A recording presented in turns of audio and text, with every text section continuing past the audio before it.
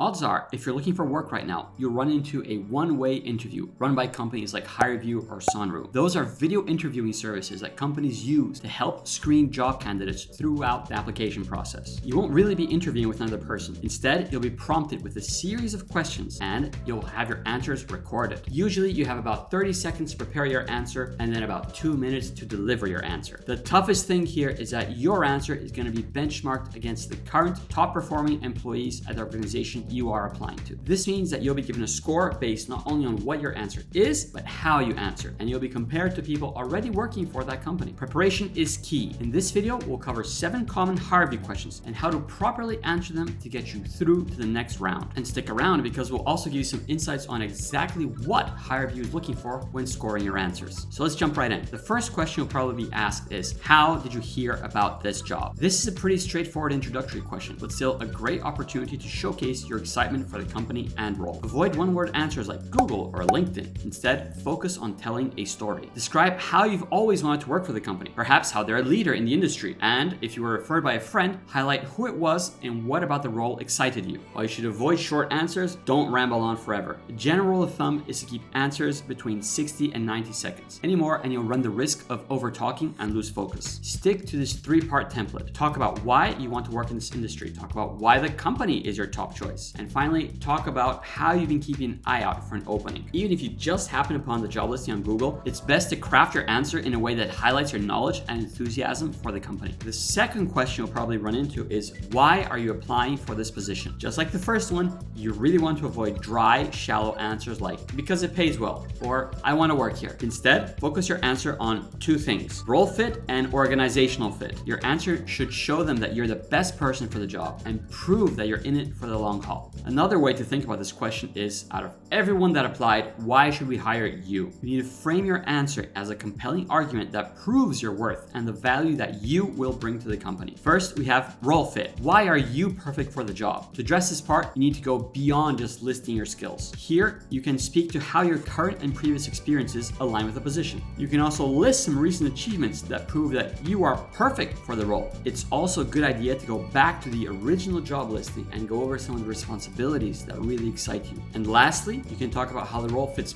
perfectly with your career path. Organizational fit is similar to role fit, but instead of why you're perfect for the job, you want to focus on why you're perfect for the company. This part is a little bit more tricky because it requires doing a bit of research. You need to have a certain level of understanding about how the organization you are applying to thinks and operates. Going over their about page is a great place to start, but to really stand out, you'll also need to prove that you understand the direction they're headed and you're excited to be part of the journey. Your response should address at least one of these questions. How your values are aligned with your organization. What makes you excited about working here? And why do you plan on being there for the long haul? If you're feeling a little bit overwhelmed here, don't worry. You have an entire video dedicated to perfecting this question because odds are it will show up as an actual interview question in one form or another. You can check it out by clicking up here. The rest of the questions I'm going to cover are all behavioral questions, meaning that they'll be about how you behave in certain situations. By the way, if you feel like you've gotten value from this video so far, please consider liking and subscribing. We're always pushing out new content to help you land your dream job. And check out tryvoomer.com where you can practice on questions for thousands of different companies and get instant AI-powered feedback so you can quickly improve and land that dream job. Okay, let's get back to behavioral questions. So for behavioral questions, you want to structure your answer following the STAR method. The STAR method stands for situation, task, action, and results. If you're not familiar with this format, I've got you covered. You can check out this video on the STAR method for a quick background on how it works, how you can apply it to most behavioral questions, including the next 5 questions we're about to cover. First one is also one of the most dreaded questions. Tell me about a time you failed. Pick a specific situation where you didn't reach your goals. Being vague or dodgy will not do you any favors. What they're looking for here is your ability to learn from past mistakes. Using the STAR method, your answer should follow this template. Describe the situation or context. Describe the task you were assigned to do. Describe how you tried to accomplish that task. And finally, describe the failure and most importantly, what you learned from it.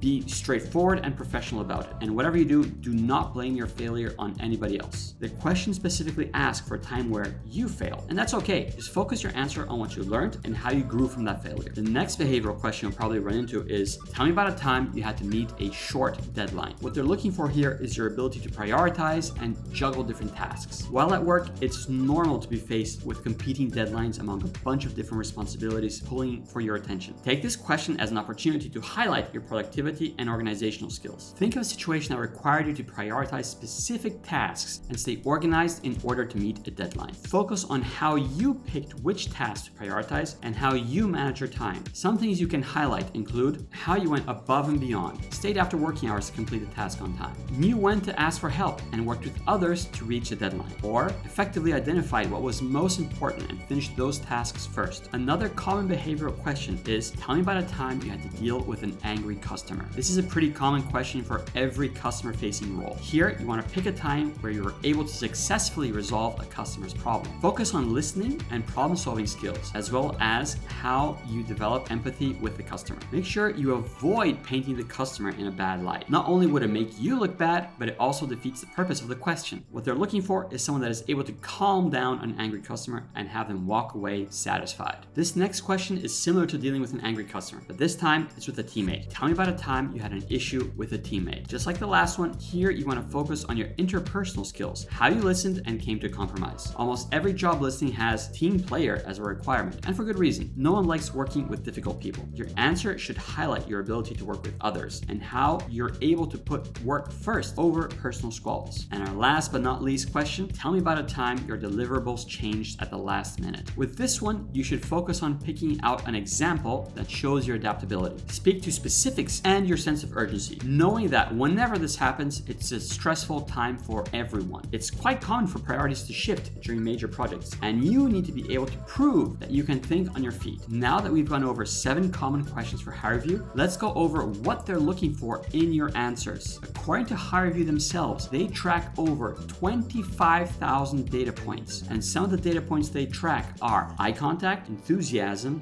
whether you smile, rate of speech, and facial expressions. That may seem like a lot, but all sorts of companies use HireVue, and some of them do mass hires. That means that they decide immediately whether to hire you or not based on how you did. No follow-up interviews required. Others will use how well you did to decide whether or not to move you on to the next round of the screening process. Either way, acing the HireVue is your ticket through the door, and the best way to get through that door is with practice and confidence. And a great way to do that is with tryvoomer.com, where you can practice on questions for thousands of different companies, and you'll get instant AI-powered feedback on your answers, so you can quickly improve and land that dream job. If there are any questions you'd like me to answer, please let me know in the comments. I usually get back to them within a day. And as always, good luck with your interview. Check out the rest of our channel for more interview tips, including things such as improving your camera and audio setup.